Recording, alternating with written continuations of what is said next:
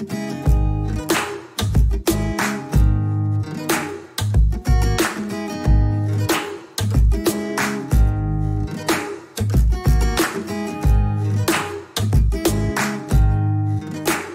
वालेकुम।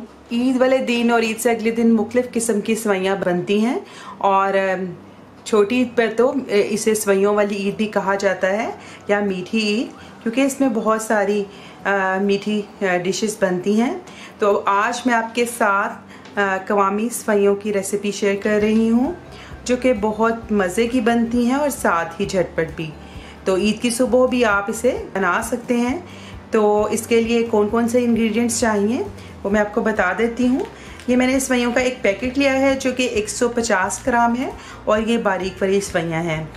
और इसके अलावा मैंने चीनी ली है, ये 100 ग्राम है, आधा कप से थोड़ी सी कम, तो आप अपने टेस्ट के मुताबिक कम या ज़्यादा कर सकते हैं।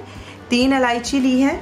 इसके अलावा मैंने बादाम लिया है और इसको चॉप कर लिया है। पिस्ता लिया है, इसको भी चॉप कर लिया है। किशमिश ली है और किशमिश इसमें बहुत मज़े की लगती है। और साथ ही नारियल मैंने लिया है। आप चाहें तो नारियल की गिरिज इस्तेमाल कर सकते हैं। तो मैंने इस वक्त ये पिसा हुआ नारियल जो लिया है और साथ ही मैंने 1/4 कप देसी घी लिया है। और शीरा या कवाम बनाने के लिए 3/4 कप हमें पानी चाहिए होगा। तो पहले सवैयों को तोड़ लेते हैं। तो पैकेट में ही सवैयों को छोटे पीसेस में तोड़ लेंगे। पहले कवाम बना लेते हैं। कवाम यानी इसका शुगर सिरप या शीरा। तो उसके लिए 3/4 कप पानी मैं ऐड कर दूंगी बर्तन में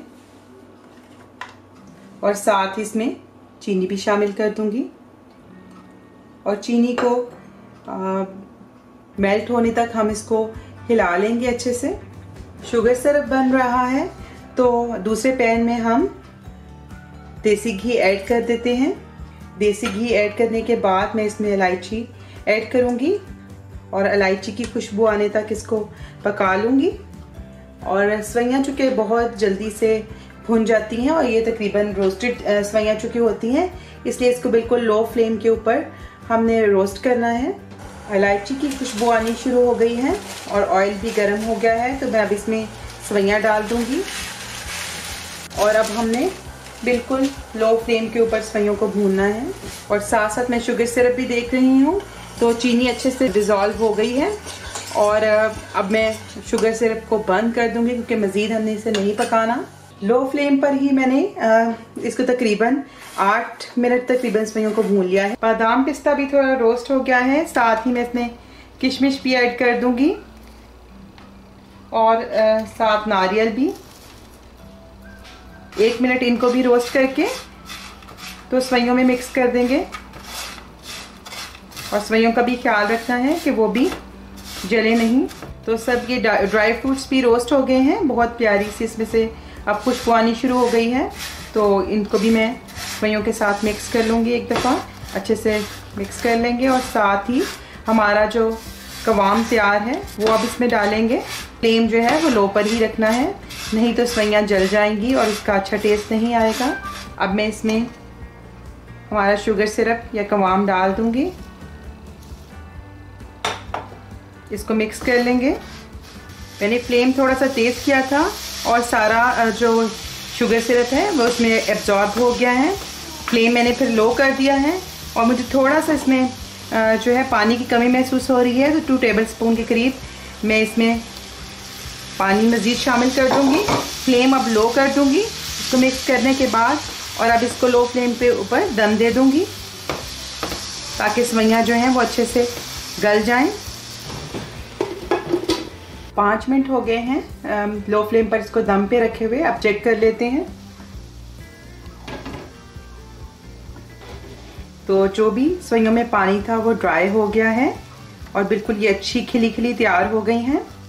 तो इसमें मैंने तकरीबन 3/4 कप पहले पानी डाला था जिसका कवाम बनाया था। और उसके बाद थोड़ा सा पानी आप कह लें कि तकरीबन 1 कप के करीब आप इसमें पानी शामिल करेंगे, ज़्यादा नहीं, क्योंकि ये सवैयाँ इस तरह खिली खिली तभी बनेगी।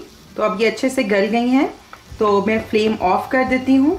और अब हम इसे मज़ीद खूबसूरत बनाने के लिए और ज़्यादा अट्रैक्टिव बनाने के लिए इसमें थोड़ा थोड़ा कलर अपनी पसंद का ऐड करेंगे।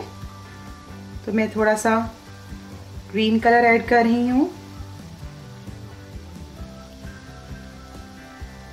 तो इस तरह बच्चों को ये बहुत पसंद आता है और दिखने में भी बहुत खूबसूरत लगता है। इस तरह हमारी सतरंगी कवामी सेवइयाँ तैयार हो जाएंगी।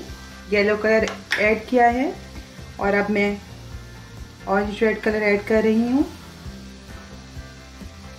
और अब मैंने ऑफ कर दिया हुआ है और ऑफ फ्लेम के ऊपर ही 5 मिनट के ऊपर इसको ढक के रखेंगे।